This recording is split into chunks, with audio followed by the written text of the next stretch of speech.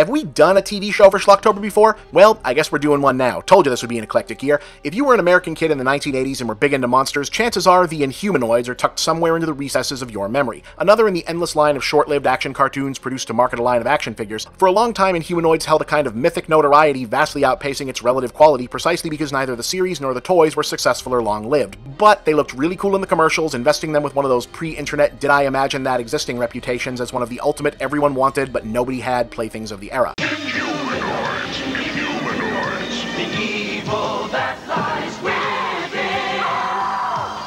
Help me, Herc! Grab my line! Look, line! You can't escape MacLeod!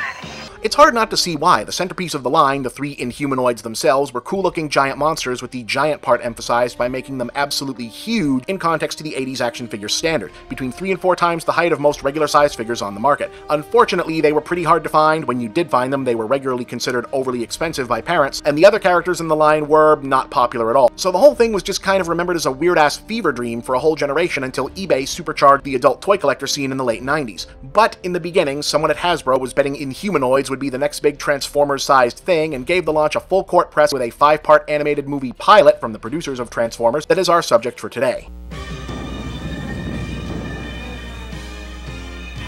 Inhumanoids, Inhumanoids, the evil that lies within.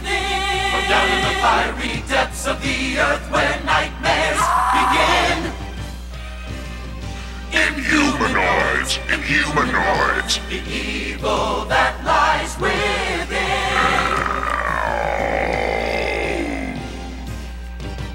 Titled The Evil That Lies Within, our story begins with the geological research team Earth Core, cute, discovering what they think is a dinosaur inside a giant chunk of amber, which the show does not seem to understand is actually just fossilized tree sap. Now, the idea of the absurdly macho super scientist was one of those 50s sci-fi tropes that 80s TV brought back into vogue pretty regularly, but even for their time, Earth Core was hilariously over the top. The burliest, brawniest posse of papa bears ever to bench press their way to PhD tenure. I mean, check these fucking guys out. First, Herc Armstrong, leader of the Earth Core.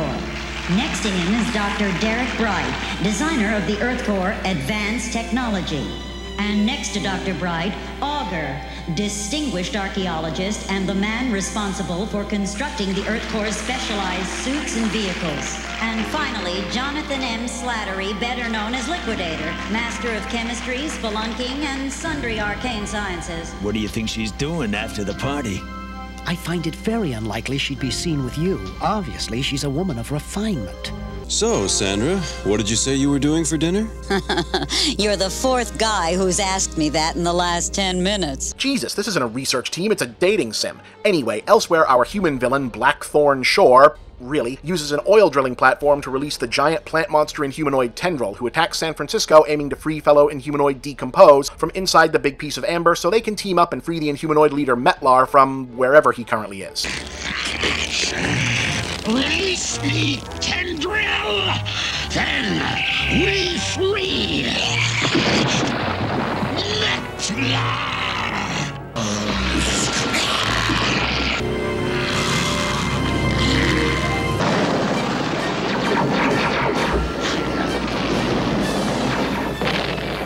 I need a tissue sample. Leave that to me. Earth Core decides it's their job to figure this out and stop them, with Shore's good guy sister Sandra funding their exploits in exchange for getting to come along, but not before they discover that they've just stepped into something much bigger than themselves, and you know what, I'm just gonna let the talking trees explain. Your thoughts are pure. Let us show you the horror you have returned to the world. Long ago, a terrible war between the Mutors and the evil Inhumanoids raged far below. The Inhumanoid, Metlar, tyrant from the core. Decompose, the undead horror. Tendril, ravager of the Earth's mantle.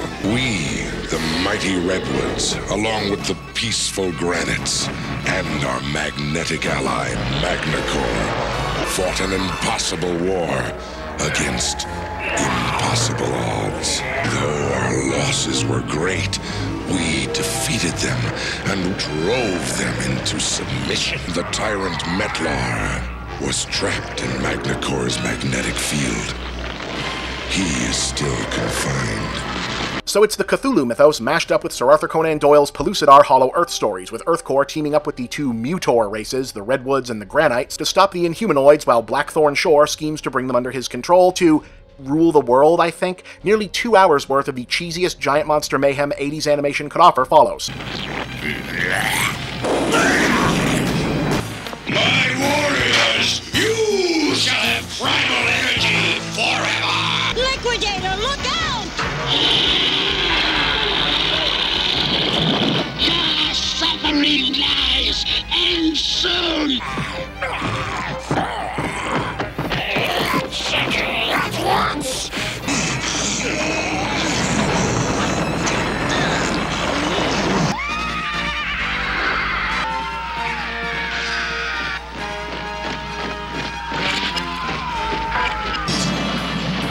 You shall not live to celebrate your victory!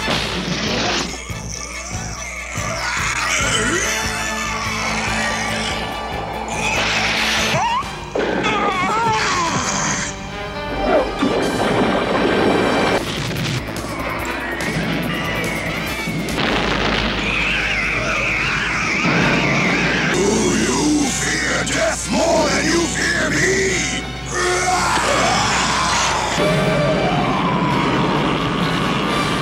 Resist alien imperialism, comrades!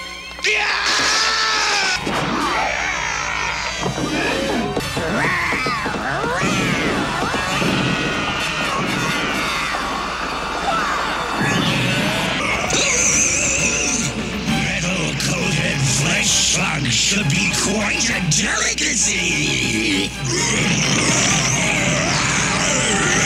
I'm probably going to make someone mad saying so, but even by the standards of the genre and era, Inhumanoids was pretty much garbage. The characters are bland cliches, the story is somehow at once relentless and inert, and the whole damn thing is a storm of cliches. Also, especially for a Sunbow production, it had weirdly bad sound design. I mean, I actually like the fact that all the monster characters talk and banter with each other conceptually, but almost all of them have cranked up monster voices with a bunch of filter effects added in, and it's just a bit too much, especially when they're always shouting everything. I have not seen those metal creatures before. Metal only provides the shell. Surface-dwelling flesh slugs live inside. Tenril, it will be your duty to spatter them. Slimy. I see Tenril has grown no more intelligent in my absence. Yeah, 2 hours of that. I do still appreciate some of it, though. The monsters and the underground civilization stuff is all very original from a design standpoint. They don't skimp on the action, and some of it's pretty damn creepy. Spelunking down a giant hole to find out where a monster came from and finding a giant prison cell is a pretty damn great "there's something bigger going on here" reveal that any genuine pulp author would have been proud of. And Decompose being able to not only create zombies but turn humans into full-sized Inhumanoid allies with just a touch is solid nightmare fuel.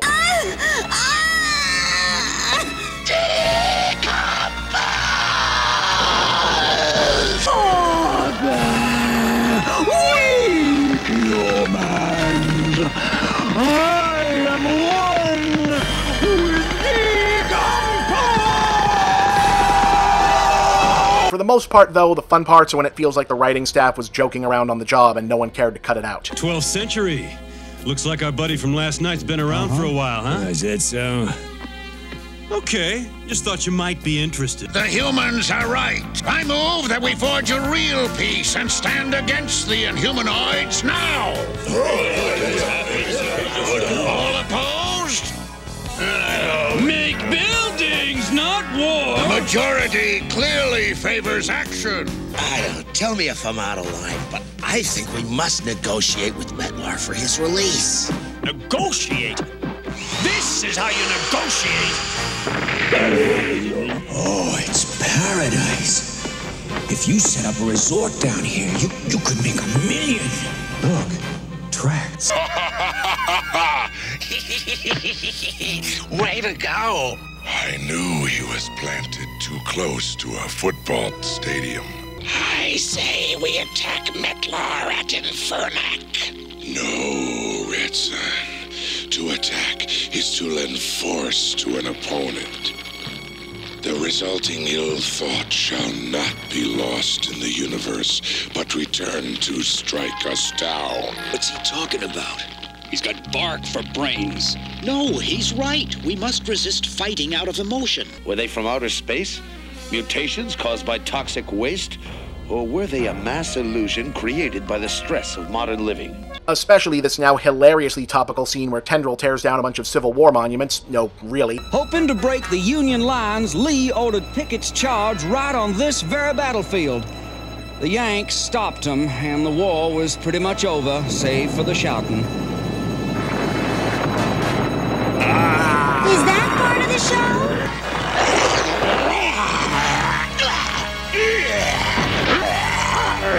So Metlar can bring them to life because apparently his weird power set of eating metal and being filled with lava means that's a thing he can do. You failed to obtain the Flesh Sun's primal energy. Without that energy, my statue warriors will not be at full strength. Though what he can't do is prevent the Union and Confederate statues from fighting each other instead of the heroes. Charge! Do something!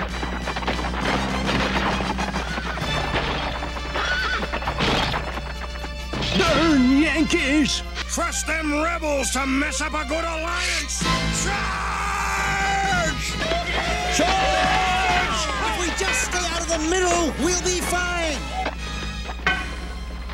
Like I said, even within its own era and genre, Inhumanoids is a mess, but viewed in hindsight, there's something compellingly morbid about it. The pilot movie was released on DVD about a decade back. It's not super easy to find at this point, but for monster completists who think they've seen it all, it's worth seeking out. In mythology, there was always something guarding the underworld.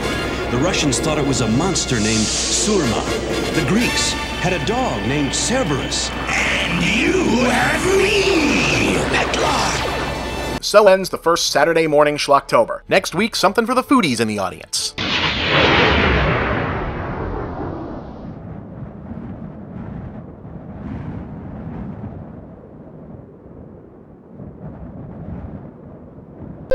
Hey gang, here's a question that keeps coming up. If your handle is moviebob, where are your movie reviews? Well, my old reviews are in a lot of places. You'll find many of them on my YouTube channel, but you'll find the brand new ones on Geek.com, an awesome site that's also your one-stop news source for science, TV, gaming, technology, nerd culture, the works. You can find all my reviews directly by going to geek.com/author/bchipman, because that's my real name, and you can get regular updates on all my reviews and all of Geek.com's other great content by signing up for their kick-ass newsletter at subscribe.geek.com. And don't forget to also subscribe to the Geek.com YouTube channel, where you'll find the videos that accompany my reviews and tons of other great content too. Remember, that's Geek.com, the Geek.com newsletter, and Geek.com on YouTube. Make sure you don't miss out on all the latest MovieBob reviews. You can also check out my own new website, MovieBob Central, where you'll find my blog, links to all my work, and shop for my books, ebooks, and future MovieBob products. And please remember to like these videos, share them with all of your friends, and subscribe to this channel. Thank you for watching another MovieBob production.